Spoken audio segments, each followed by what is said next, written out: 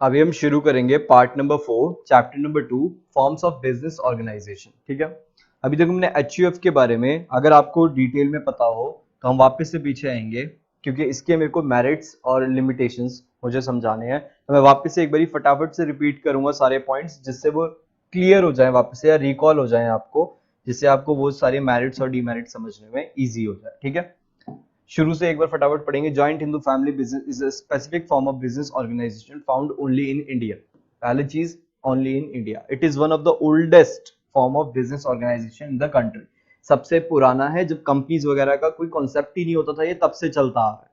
It refer to a form of organisation wherein the business is owned and carried on by the members of the HUF। ये कौन चलाता है, own कौन करते हैं और इसको चलाते कौन है, मेंबर्स ऑफ द HUF, मतलब उसके जो फैमिली मेंबर्स होते हैं वो इसको चला रहे होते हैं। गवर्न किससे होता है, ये हिंदू लॉ से ये गवर्न होता है। The basis of membership in the business is birth in a particular family and 3 successive generations can be member in the business। मतलब ये जैसे ही आपका बर्थ हुआ आप उसके मेंबर ऑटोमेटिकली बन जाते हो till till till the till you reach your, क्या हो रहा है, till you reach your maturity. मतलब आप मेच्योर नहीं हो जाते जब तक आप क्या रहोगे, उसके मेंबर रहोगे। मेच्योरिटी जैसे ही आप 18 प्लस हो जाते हो तो आपके पास ऑप्शन होता है कि आपको यहाँ पे सच में रहना भी है या नहीं। क्योंकि देखो बर्थ हुआ था तो आपसे किसी ने पूछा नहीं था कि आप एचयूएफ के मेंबर बनना चाहते हो या नहीं, आप ऑटोमेटिकली मेंबर बन गए थे। और पूछ भी लेते तो आप कैसे जवाब देते। लेकिन 18 प्लस होने के बाद आपसे पूछा जाएगा, आप कंटिन्यू करना चाहोगे तो करोगे, छोड़ना चाहते हो तो छोड़ भी सकते हो। आप एचयूएफ के मेंबर छोड़ सकते हो, नहीं रहोगे। ठीक है, तो और इनकी 3 सक्सेसिव जनरेशन होनी चाहिए। 3 जनरेशन का मतलब क्या, ग्रैंड पेरेंट्स, दादा वगैरह हो गए, फिर पेरेंट्स हो गए, फिर आप हो गए। ठीक है, फिर चिल्ड्रन हो गए। ठीक है, आपकी 3 जनरेशन और ये सक्सेसिव होनी चाहिए। सक्सेसिव का मतलब मैंने समझा कंटिन्यू होनी चाहिए। मैं ये नहीं बोल सकता मेरे पर दादा हो गए, फिर मेरे पापा हो गए, फिर मैं हो गया, नहीं। दादा बीच में से कहां चले गए, तीनों कंटिन्यू होने चाहिए। परदादा हो गए तो दादा होने चाहिए, फिर पापा होने चाहिए, मैं नहीं हो सकता फिर। ठीक है, 3 जनरेशन ऐसे इसके मेंबर हो सकते हैं। The family is controlled by the head of the family who is the eldest member and is called कर्ता। मतलब ये है, ये बिजनेस को कौन कंट्रोल करेगा, सारे डिसीजन जनरली कौन लेगा, एक ही मेंबर लेगा जो कि कौन होता है, कर्ता, जो कि सबसे बड़ा मेंबर होता है। ठीक है, all members have equal ownership over the rights over the property of ancestor. मतलब आपके पूर्वज जो हो गए उनकी जो भी प्रॉपर्टी होगी उसके ऊपर राइट। देखो वापस से इन दोनों के बीच में कंफ्यूजन मत क्रिएट करना। डिसीजन करता लेगा, डिसीजन सारे करता लेगा, लेकिन इसका मतलब ये नहीं है वो पूरे बिजनेस की सारी प्रॉपर्टी का ओनर है। ओनर सारे इक्वल है, सारे इक्वल है। ठीक है, डिसीजन के लिए सिर्फ कर्ता को इसलिए बोला गया है क्योंकि अगर डिसीजन भी बोलेंगे ना सारे ले सकते हो इक्वली, तो सारे उठपटांग डिसीजन लेंगे और सब ऐसी तैसी कर देंगे। ठीक है, तो अब आते हैं हम फीचर्स के बाद मेरिट्स पे। अभी हम पढ़ चुके हैं कि कर्ता मतलब ये एचयूएफ क्या होता है। अब दोबारा देखेंगे मेरिट्स क्या होता है, इजीली समझ में आना शुरू हो जाएगा। इफेक्टिव कंट्रोल, द कर्ता has absolute decision making power. सबसे बड़ा इसका जो वो है मेरिट है वो क्या है, जैसे सोल प्रोप्राइटर में भी था, ये सोल डिसीजन मेकर था। मतलब सोल प्रोप्राइटर में वो अकेला ही डिसीजन ले सकता था, उसको कोई इंटरफेयर नहीं करेगा। सेम मेरिट एक तरह से देखा जाए तो यहां पर भी है कि कर्ता के पास जो भी एल्डेस्ट मेंबर होता है has absolute decision making power. मतलब इसके पास ही पावर होती है डिसीजन मेकिंग की, और किसी के पास नहीं होती। ये बहुत अच्छी चीज है क्योंकि आप जो डिसीजन लेना चाहते हो अच्छे से ले सकते हो, कोई इंटरफेयर फालतू में नहीं करेगा आपके बीच में। This avoids conflict among members. मतलब ये मेंबर्स के बीच में कंफ्लिक्ट होने नहीं देते। आप खुद सोचो ना, एक फैमिली है उसके अंदर 4 लोग हैं, 4 लोगों ने अपने अपने अलग अलग डिसीजन उनके चल रहे हैं दिमाग में। अगर ये चीज कहीं ना लिखी हो, हिंदू लॉ में ना लिखी हो कि एक करता है वही डिसीजन लेगा, अगर ये ना लिखा हो तो उस केस में क्या होगा, एक करता होगा वो बोलेगा कि वैसे कर्ता का रोल फिर रहेगा ही नहीं क्योंकि उसका तो मतलब ही खत्म कर दिया है। ठीक है, तो वो बोलेगा कि मैं डिसीजन ले रहा हूं, मैं बड़ा हूं। छोटे वाला बोलेगा तू बड़ा है, तो उससे क्या होता है, लेकिन डिसीजन जो मैं ले रहा हूं वो ठीक है। तो लड़ाई होने के चांसेस ज्यादा है, कंफ्लिक्ट होने के चांसेस ज्यादा है। तो इसीलिए this avoid conflicts among the members as no one can interfere with his right to decide. इससे कोई बहस नहीं कर सकता। देखो इसको डिसीजन लेने के लिए मदद कर सकते हैं, इसको बता सकते हैं कि सर आप शायद, मतलब कर्ता को बोल सकते हैं कि आप शायद जो डिसीजन ले रहे हो वो गलत हो सकता है, उसको समझा सकते हैं। बट ऐसा नहीं है कोई इसको इंटरफेयर नहीं कर सकता।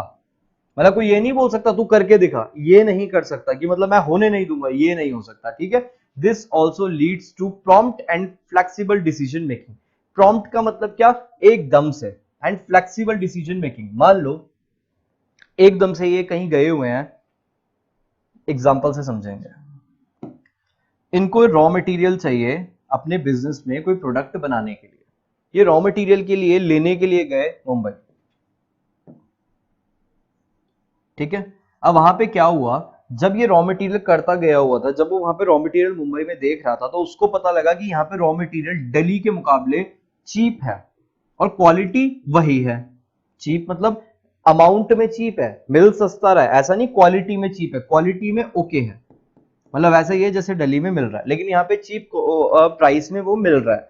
अब यहाँ पे करता अगर और कोई चीज होती, सोल प्रोप्राइटर में फायदा ये है, इंस्टेंट डिसीजन ले सकता है कि यहीं से खरीद लो, इंस्टेंट। लेकिन कंपनी में ऐसा नहीं होता, उनको पहले लोगों को बुलाना पड़ेगा, पूछना पड़ेगा, पार्टनरशिप में भी अपने पार्टनर से पहले पूछना पड़ेगा, वहां पर भी डिसीजन अपने आप नहीं ले सकते। बट यहाँ पे, और उसमें सोल प्रोप्राइटर में, यहाँ पे देखो करता जो है, this also leads to prompt, मतलब वो उसी टाइम डिसीजन ले सकता है, वो भी क्या, फ्लेक्सिबल। फ्लेक्सिबल मतलब वो चेंज भी कर सकता है, उसको कोई कुछ नहीं कह सकता, उसके फैमिली का मेंबर। तो ये चीज आपको समझ में आती है, ठीक है। नेक्स्ट पढ़ो, कॉन्टिन्यूड बिजनेस एग्जिस्टेंस। इसका मतलब ये हुआ, अगर कोई भी चीज कर्ता को हो जाती है, डेथ वगैरह कुछ भी, इससे बिजनेस पे फर्क नहीं पड़ेगा, ये एक तरह से फायदा है। ये वहां पे नुकसान था, सोल प्रोप्राइटर में ये चीज नुकसान थी कि जैसे सोल प्रोप्राइटर को कुछ हो गया, सब खत्म, एकदम से बिजनेस खत्म। बट एचयूएफ में नहीं होता, रीड करेंगे, continued business existence, the death of the karta, karta की डेथ होते ही will not affect the business as the next eldest member, जो उसके बाद नेक्स्ट, मैंने अभी वाले पिछले वाले पार्ट में समझा दिया था कि उसके नीचे जो भी एल्डेस्ट मेंबर होगा वो क्या बन जाएगा, वो उसकी पोजीशन लेके वो कर्ता बन जाएगा, फिर वो जैसी उसकी डेथ हो जाएगी तो उसके नीचे वाला वो बन जाएगा। और ये कब तक चलेगा, जब तक कि एक मेंबर ना रह जाए, दो मेंबर तक ये चलता रहेगा, लेकिन जैसे ये एक मेंबर पहुंच गया तो उस केस में आपको ये बंद करना ही पड़ेगा, क्योंकि अब यहाँ पे ये फैमिली रही नहीं है, एक इंसान रह गया, मतलब ये प्रोप्राइटरशिप बन चुकी है। तो ये चीज आपको समझ में आती है। Hence operations are not terminated and continuity of business is not threatened, मतलब ये है ऑपरेशंस क्या टर्मिनेट नहीं होंगे, टर्मिनेट का मतलब वो खत्म नहीं होंगे, बिजनेस के ऑपरेशन चलते रहेंगे, और continuity of business is not threaten, मतलब ये जो बिजनेस कंटिन्यू है वो कंटिन्यू ही रहेगा, उसके ऊपर कोई भी खतरा नहीं रहेगा, ठीक है। तो ये दो पॉइंट्स है एचयूएफ के, डेफिनेशन याद रखो, सारी चीजें अपने आप समझ में आनी शुरू हो जाएंगी, ठीक है। लास्ट दो पार्ट्स है मेरिट्स ऑफ एचयूएफ में, लिमिटेड लाइबिलिटी ऑफ मेंबर्स, ये बहुत अच्छा पॉइंट है, क्यों, क्योंकि आपने देखा था ये सोल प्रोप्राइटर में भी लिमिटेशन थी, किसकी, सोल प्रोप्राइटर की, कि वहां पे अनलिमिटेड लाइबिलिटी होती है, मतलब आपके पर्सनल एसेट भी बिक सकते हैं। बट यहाँ पे ऐसा नहीं होगा, लिमिटेड लाइबिलिटी ऑफ मेंबर्स है, मतलब ये the liability of all the persons except the karta, ये हम पढ़ चुके हैं। कर्ता की जो लाइबिलिटी है वो अनलिमिटेड है, बाकी इन सब की जो लाइबिलिटी है वो लिमिटेड रहती है। तो ये एक फायदा है, इनके कभी भी पर्सनल एसेट के ऊपर कोई अटैक नहीं होगा। Limited to their share in the business and the consequently their risk is well defined and precise, मतलब ये अच्छी बात है, एक तरह से अनलिमिटेड लाइबिलिटी नहीं होनी चाहिए, लिमिटेड ही होनी चाहिए। रीजन बीइंग बड़ा सिंपल है, क्योंकि आपके पर्सनल एसेट आपके पास हमेशा होने चाहिए। ऐसा ये चीज अच्छी नहीं लगती कि बिजनेस में लॉस हुआ, देख रहे हैं आप, एकदम से कोई इंसान आता है और आपकी कार्ड लेके चलता बनता है कि नहीं नहीं आपका ये वाला एसेट अब हमारा हो गया। तो इसीलिए ये भी एक फायदा है। लास्ट है इंक्रीज्ड लॉयल्टी एंड कोऑपरेशन, ये वाला पॉइंट थोड़ा वैसा है, मतलब ये इन तीन से अलग हो जाता है, ये बिजनेस से रिलेटेड नहीं है, ये इमोशन से रिलेटेड है। क्यों, क्योंकि एक फैमिली है, आप खुद सोचो एक फैमिली है, फैमिली के अंदर सारे कौन होंगे, पेरेंट्स ही होंगे, ब्रदर सिस्टर होंगे, तो ये सारी, ये क्या लिख रहा हूं मैं, पार्टनर नहीं पेरेंट्स,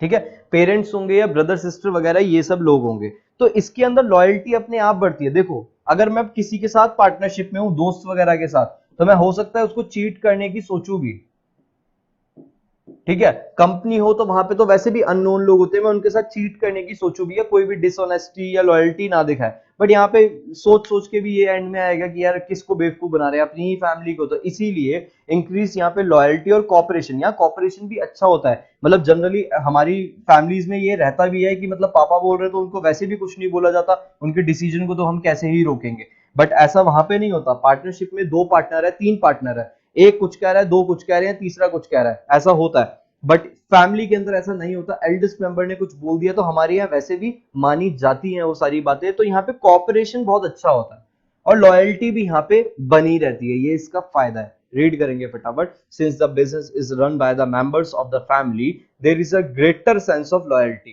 क्योंकि एक फैमिली चला रही है तो एक दूसरे के मतलब एक दूसरे के लिए towards one another loyalty ज्यादा होती है। Pride is the growth of the business is linked to the achievement of the family. This help in securing better cooperation from all the members. मतलब ये अच्छी चीज है। सबसे अच्छा जो मैं बोलूंगा कि मुझे 2 पॉइंट्स जो सबसे अच्छे मेरिट्स में लगते हैं, लिमिटेड लाइबिलिटी कि मेंबर्स की लाइबिलिटी को लिमिट किया गया है, और दूसरा पॉइंट जो लॉयल्टी और ये है, ये क्या है, इंक्रीज हो जाती है कॉपरेशन। नेक्स्ट पॉइंट आते हैं लिमिटेशन ऑफ एचयूएफ। अब इसके नुकसान भी कुछ होते हैं। पहला है लिमिटेड रिसोर्सेज। आपके पास इसके अंदर भी जो रिसोर्सेज है वो लिमिट होंगे, जैसे सोल प्रोप्राइटर में होते हैं। समझाने की जरूरत नहीं है, क्यों? क्योंकि आपकी कंपनी तो है नहीं, ये एचयूएफ भी ज्यादा ग्रो नहीं कर पाती इस वजह से। HUF business faces the problem of limited capital as it depends mainly on ancestral property. मतलब ये अपने पूर्वजों की, उनकी प्रॉपर्टी पे ज्यादा डिपेंड होते हैं, तो इसीलिए इनके पास कैपिटल इतनी ज्यादा नहीं हो पाती। This limit the scope of expansion of business. इसकी वजह से बिजनेस आपका एक्सपेंड नहीं कर सकता, बढ़ नहीं सकता, इसलिए अब ये लिमिटेड रिसोर्सेज पे रह जाता है। नेक्स्ट है अनलिमिटेड लाइबिलिटी ऑफ कर्ता। देखो बेनिफिट्स की बात की या मेरिट्स की बात करी, वहां पे लिमिटेड लाइबिलिटी ऑफ किसकी, मेंबर्स की है, लेकिन यहाँ पे अनलिमिटेड लाइबिलिटी ऑफ कर्ता है। तो ये चीज क्या है, अब कर्ता के पर्सनल एसेट बिकने शुरू हो जाएंगे, तो ये भी एक इसका क्या है, लिमिटेशन है। पढ़ेंगे जरा। The karta is burdened not only with the responsibility. Karta के ऊपर रिस्पॉन्सिबिलिटी तो होती है डिसीजन मेक करने की और बिजनेस को चलाने की, but also suffer from the disadvantage of having unlimited liability. मतलब एक चीज देखो, बिजनेस अगर कभी डूबा तो उस केस में लोग सिर्फ कर्ता के पास पहुंच जाएंगे कि तू अपने पर्सनल एसेट निकाल, हम उसको खरीदेंगे, बट कोई भी और मेंबर्स के पास नहीं जाएगा, क्योंकि उनकी लिमिटेड लाइबिलिटी होती है। और कर्ता के ऊपर बर्डन भी बहुत ज्यादा होता है, क्योंकि सारे डिसीजन इसको लेने हैं। कभी भी एचयूएफ का बिजनेस डूबा, एचयूएफ का बिजनेस जैसे ही कभी भी डूबा, तो उसका सारा ब्लेम किसको किया जाएगा, कर्ता को, क्योंकि कर्ता इसके लिए क्या है, रिस्पॉन्सिबल होता है। ठीक है। नेक्स्ट 2 पॉइंट्स बचे हैं यहाँ पे। डोमिनेंस ऑफ कर्ता, ये इंपॉर्टेंट चीज इसलिए है क्योंकि कर्ता अब जो चाहेगा वो करेगा।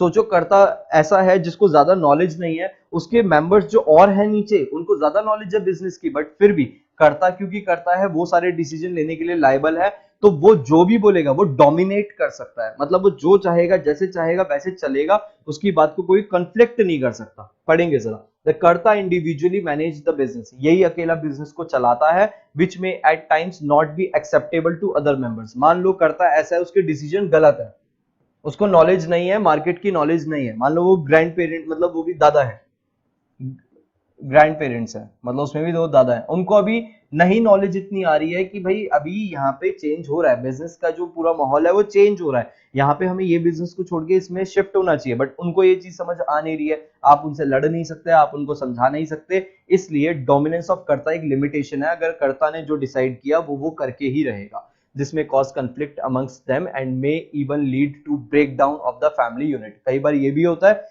कि जब इतना हो रहा होता है, किसी मेंबर को लग रहा है यार ये तो पैसे डुबाने वाली बात कर रहे हैं, तो वो क्या बोलते हैं, हम बोलते थे एचयूएफ से हम बाहर होना चाहते हैं। इससे फैमिली जो होती है वो ब्रेक डाउन हो जाती है, वो टूटनी शुरू हो जाती है। तो ये भी एक लिमिटेशन है, और ये जनरली देखने को मिलता है कि कर्ता जो होता है वो हर चीज में डोमिनेट करना शुरू कर देता है। और लास्ट पॉइंट है इसका लिमिटेशन का, limited managerial skill. Same sole proprietor वाला, अकेला कर्ता ही होता है जो सारे काम कर रहा होता है, तो और इसके ऊपर बर्डन बहुत सारे होते हैं, तो इसीलिए ये पॉसिबल नहीं हो पाता, और कई बार क्या होता है, लॉसेस भी इनको झेलने पड़ते हैं। पढ़ेंगे जरा। Since the karta can not be an expert in all the areas like sole proprietor of management, the business में suffer as a result of his unwise decision. मतलब अनवाइज का मतलब क्या, बेवकूफी वाले डिसीजन जो होते हैं वो भी वो कभी कभी ले लेता है किसी भी चक्कर में। His inability to decide effectively may result into poor profit. इससे कई बार poor profit भी आते हैं और even losses for the organization. The joint Hindu family business is on the decline. ये गिरने लग रहा है। मैंने आपको बहुत पहले कहा था कि आज की डेट में एचयूएफ, आपने शायद पहली बार तो अब सुन रहे होगे जब मैं ये पढ़ाने लग रहा हूँ, ठीक है, आपने इससे पहले सुना भी नहीं होगा, क्योंकि एचयूएफ आज डिक्लाइन होते चले जा रहे हैं, गिरते चले जा रहे हैं। Because of the diminishing number of joint Hindu families in the country. आज आप देखोगे जॉइंटली कोई फैमिली एक साथ नहीं रहती, तो ये वैसे भी गिरने लग रहा है, ठीक है, क्योंकि सारी फैमिलीज आज अलग होनी शुरू हो जाती है थोड़े टाइम के बाद, तो इसीलिए यहां पे हमारा खत्म होता है लिमिटेशन ऑफ एचयूएफ। एचयूएफ भी मैंने कंप्लीट करा दिया, सोल प्रोप्राइटर पढ़ चुके, फीचर्स और लिमिटेशन और मेरिट्स, फिर हमने एचयूएफ पढ़ा, फिर उसके फीचर्स, लिमिटेशन और मेरिट सारे हमने डिटेल में समझे। आधे से ज्यादा लर्न हो जाने चाहिए, सिर्फ आपको इतनी चीजें याद करनी है, बाकी चीजें याद करने की जरूरत नहीं है। यहाँ पे हमारा खत्म होता है पार्ट नंबर 4 चैप्टर नंबर 2 का।